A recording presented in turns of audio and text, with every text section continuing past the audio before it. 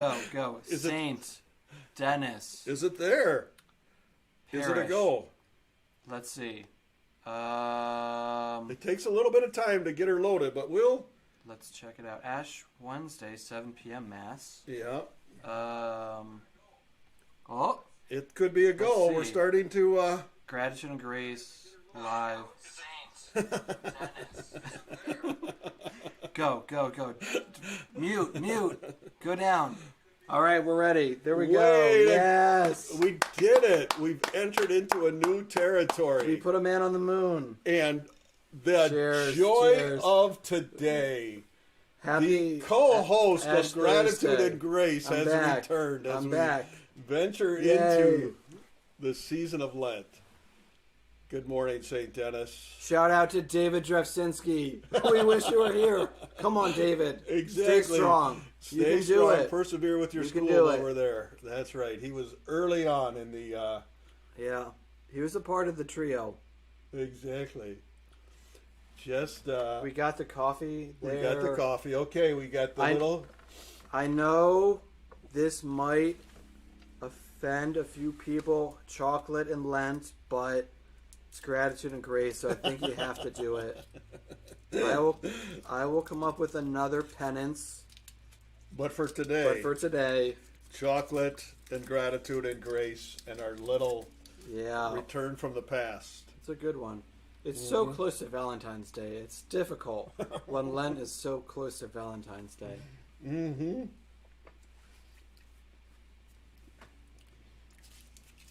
Well, a treat.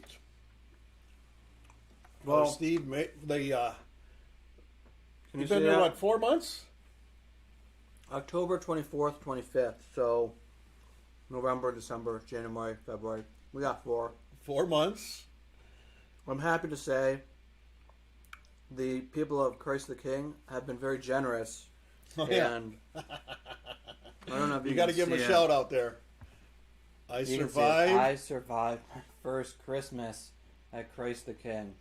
So, you know, my two favorite colors are blue and red. Nice. I love red. Not gonna lie, I love red. I like royal blue though.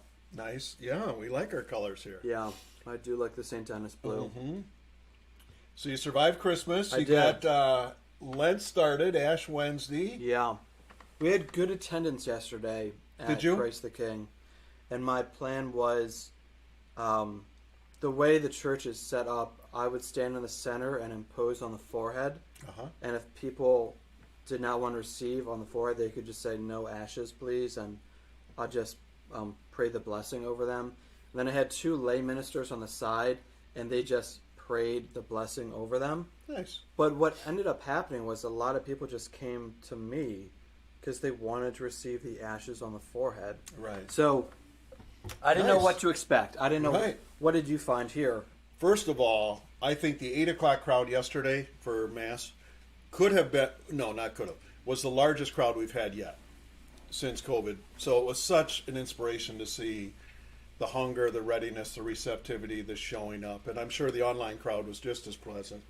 And then, as you know, we did the Ash packet, the prayer card, and the Ash. And a lot of people, just a steady stream yesterday where they come in, picked up the prayer card, took the ashes home, and marked themselves in that sort of sense. Up in the upper left is where it is. Good. Sorry, I'm trying to multitask. Right. So I have us up here because I want to see the comments, and if you can figure it out on there, I can. There you go. I got it on the side here. Are the comments there? Yeah. Way to go. So way to go. Let's see who's with us. Let's see. I always get this wrong. Matt Annie Marks. Oh, good. It's either Matt or Annie. Or her husband's Matt. Or that's a new religious name. Matt and Annie. Yeah. Okay. Yeah. They say good morning. All right. And you know what's interesting is if this was a little darker, I could see that doesn't close. Oh no. That's all the farther they go. That's okay. It might. Yeah. Oh. Yeah.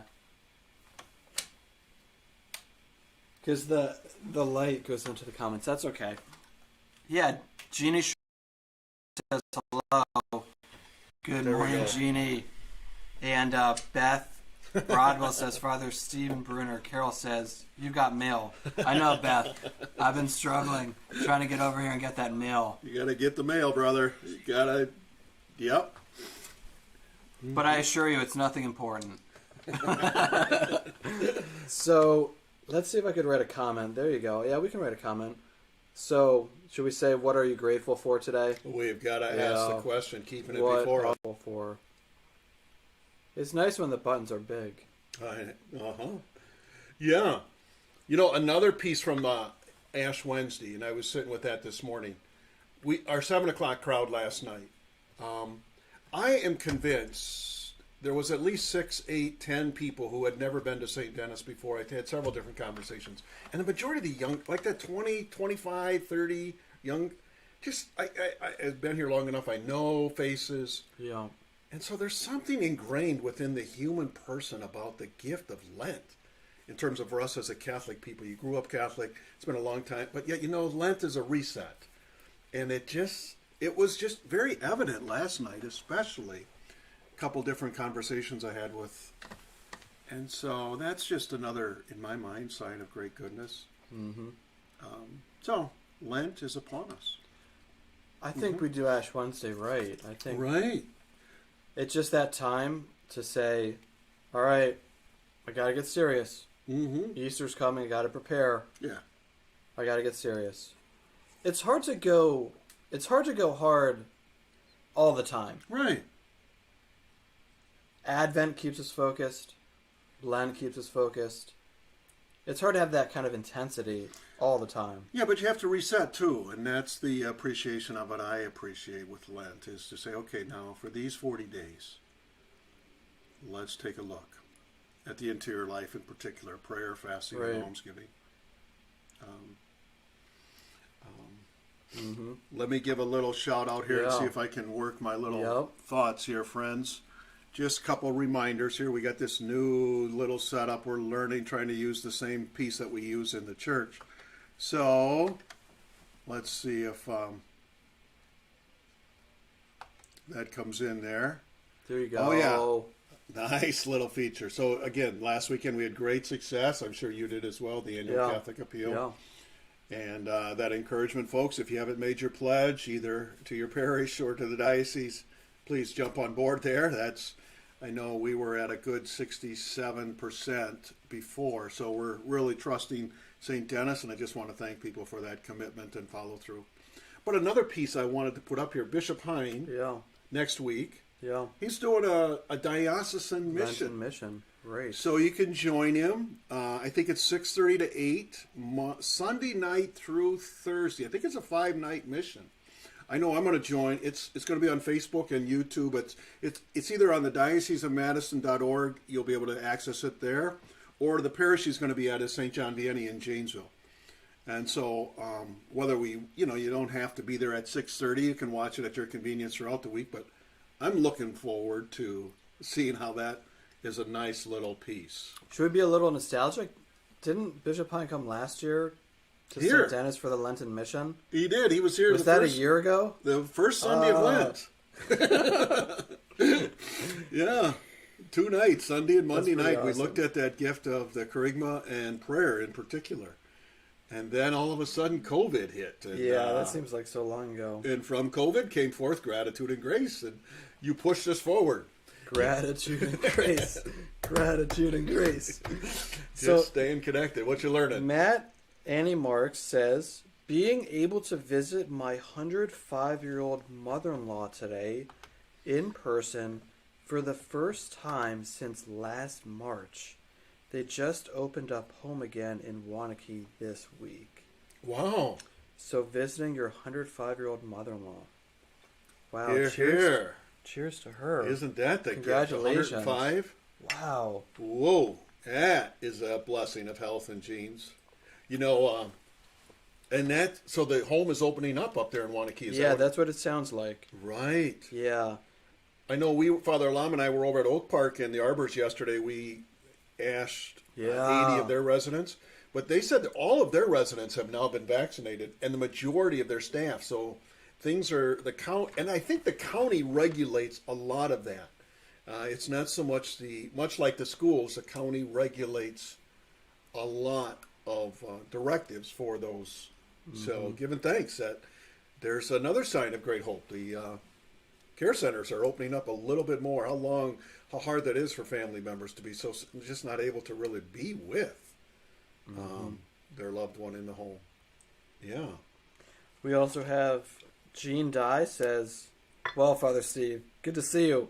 Father Randy, wonderful to see you too. Good to see you, Jean. Absolutely. It's been a while. Good morning, St. Dennis. Yep. And Rosemary says, love the Lenten Covenant email.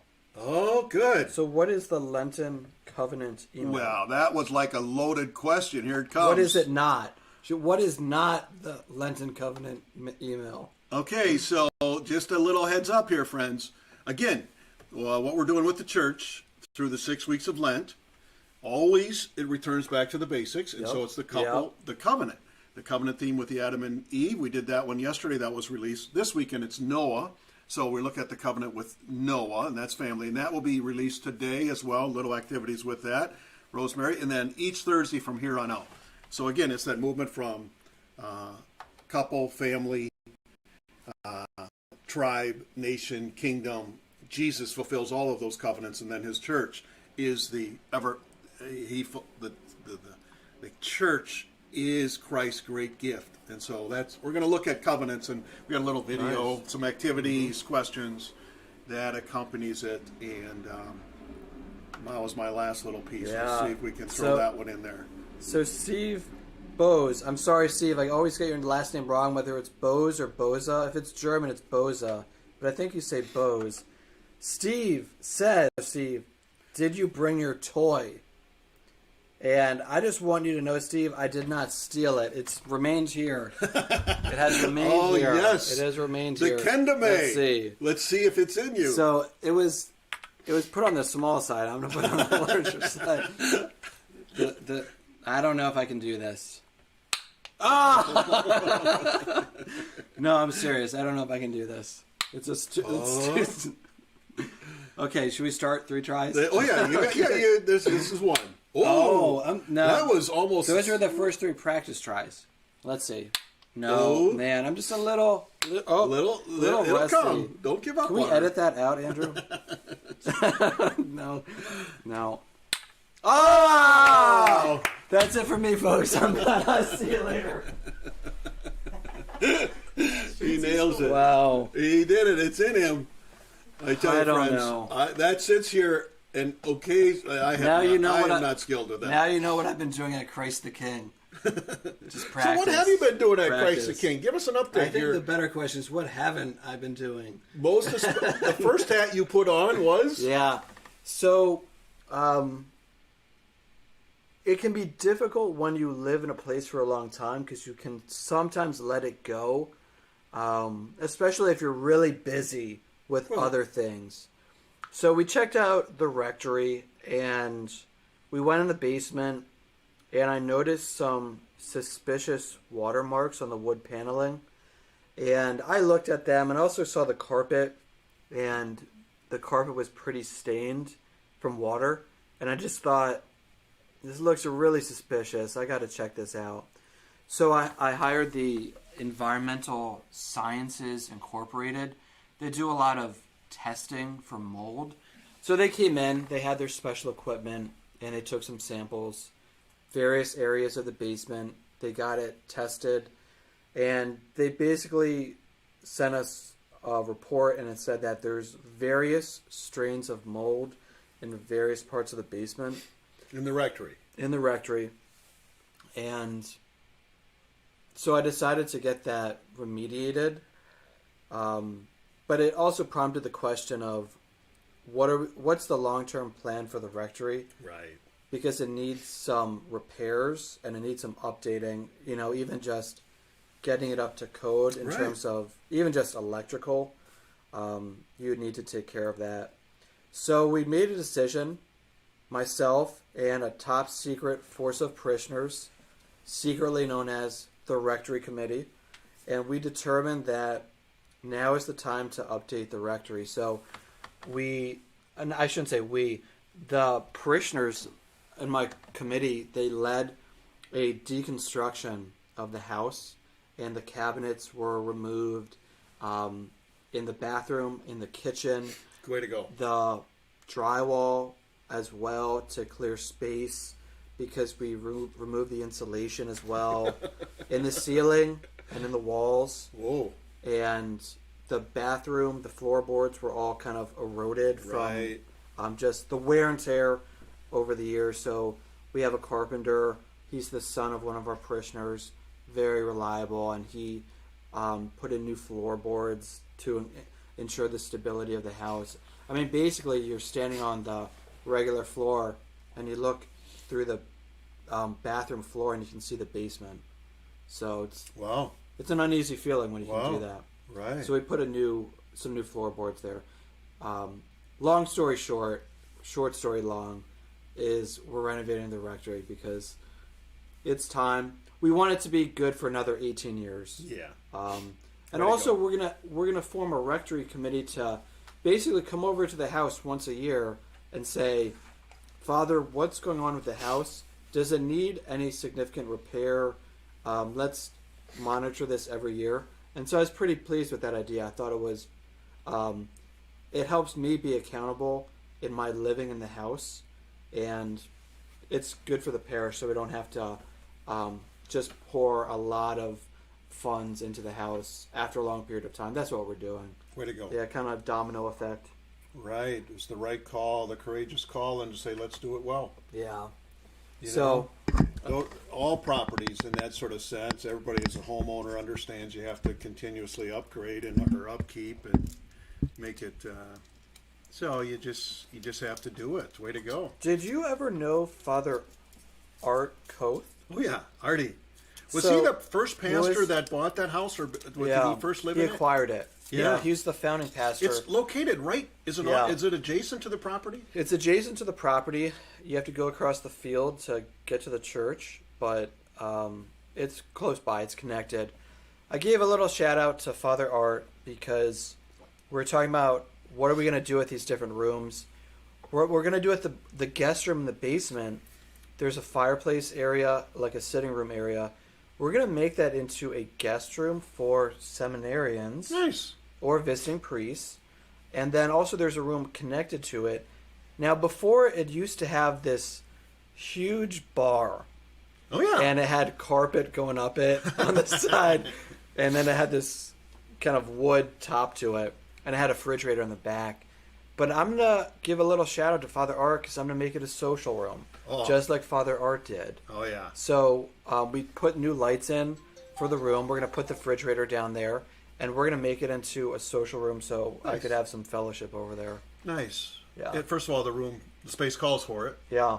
Mm-hmm. And you just want a home to welcome, as you say, seminarians, priests, just friends, family into. So we might have to put a poker table down there. That'd be a good thing. That'd be a great thing. We don't want to play euchre because I know that's your thing. You can do it. Yeah, euchre. But I tell you, Artie, that crew, when Artie has gone on to the eternal homeland, but they had his compadres. They were referred to as the Monday group, and much of the time, many Mondays, they'd golf someplace, and then they'd go to a rectory and they'd play sheephead, and then they'd have a Monday night dinner together.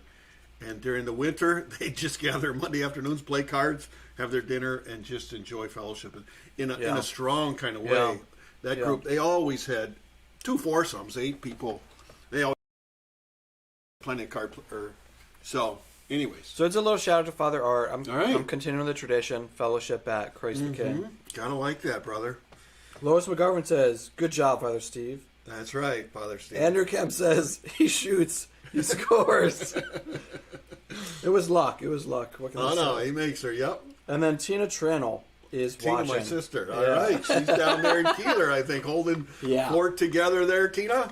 Yeah. And let's see. I haven't heard too much news from your clan, but I'm trusting all is good. So, saw Katrina yesterday. She stopped up for Mass early in the morning. Great. So, always good to stay connected to family. Yep. Mm-hmm. So, let's see what other people are grateful for. Uh-huh. Jim Genoviak says, "Oh, yes. Father Randy is getting tricky with his graphics." Well, I think Father Randy's learning. I'm learning is right. Yeah, I'm it's committed not getting to tricky. this. It's not getting tricky. It's but it has a lot of potential for me. I'm learning. I can, with our little Lenten videos, I'm trying to find a way to bring some of these graphics in. And Joanne Genoviak says, grateful for heat, power, and water in our area of Texas today. Does that mean they didn't have heat and electricity yesterday, Joanne and Jim? I know I heard much of Texas got just, it'd be interesting. I'll be anxious to hear that story of what your experience was. 9 inches of snow, did I hear? Yeah. And a good portion of Texas was without electricity for a period of time.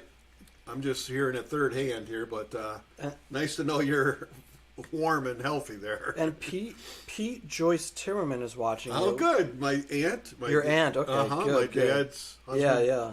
Her brother Pete and yeah, Joyce. Yeah. She's almost a Badger fan, but she always says, "Go Hawks." She's probably got that on. Yeah, she said, tonight, Joyce, we'll be with you 6 o'clock. The Badgers and the Hawkeyes. Yeah. Steve Bose says, with respect to the basement and the renovation, keeping it a social room, he says, we call that a man cave. Yes, you're right, Steve. You gotta have a man cave. But it's gonna be a holy man cave. It's a holy man cave. Okay.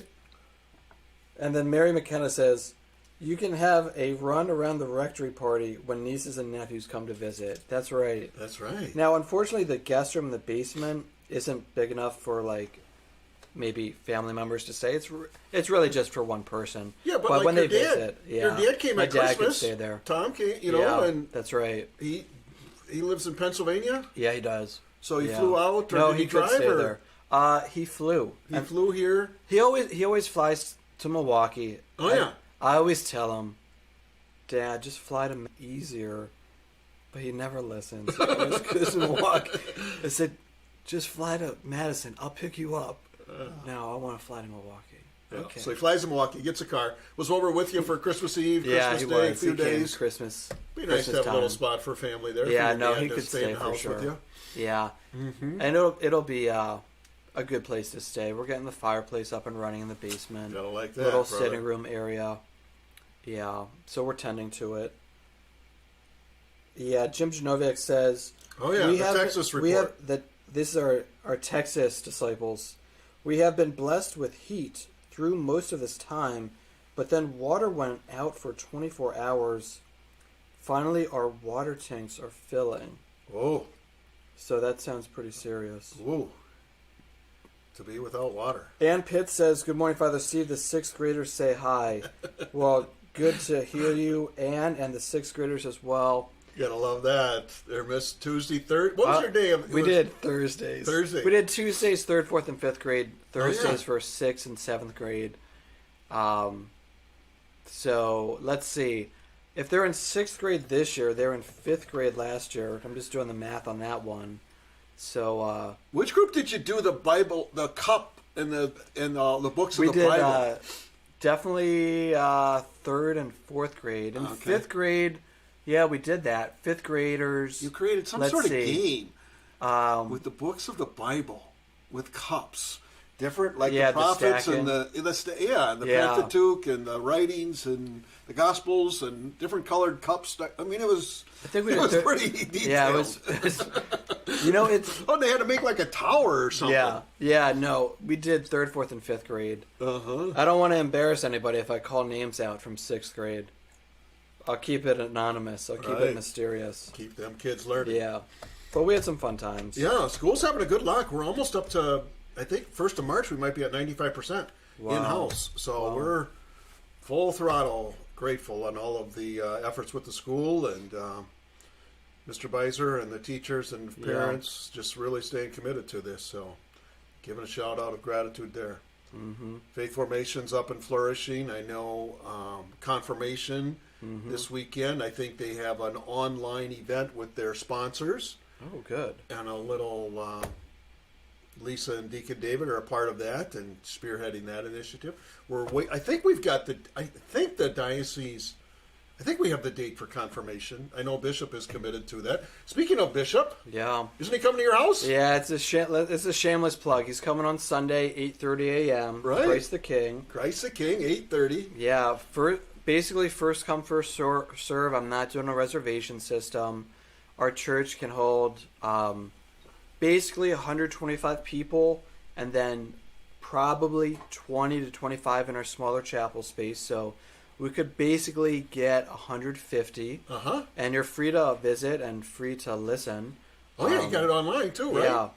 Well, we're working on our online capabilities. We usually record the vigil mass. Okay. And then we post that for those at home. Yeah. Technology can be so strange because we recorded our Ash Wednesday mass, and you can't hear the audio. And I went back to hear. I wanted to just kind of analyze and reflect upon my message for the people and say, right, how can I do this better next time? Is it where I want it to be? And all I saw was... yeah. Remember those early days? It's always this. It's anything good is uphill. You just got to keep at it, brother. Yeah. So it's one of our initiatives. So Bishop's coming, though. Yeah, Sunday 8:30 a.m. So we're grateful to have him. And what's interesting is he was supposed to come a few weeks ago, like 2 weeks ago, but it snowed. That was a big snowstorm. It was right before Lent, so I mean it wasn't Lent. And I told our environment committee, I said, "Hey, let's get some flowers. Let's put up some flowers. Let's get the sanctuary place looking nice. Bishop's coming. A little more solemn. Let's get a little special." And then I expected him to give me a call in the morning on Sunday and say, "Hey, I can't make it," and he did, which is fine because it was snowy.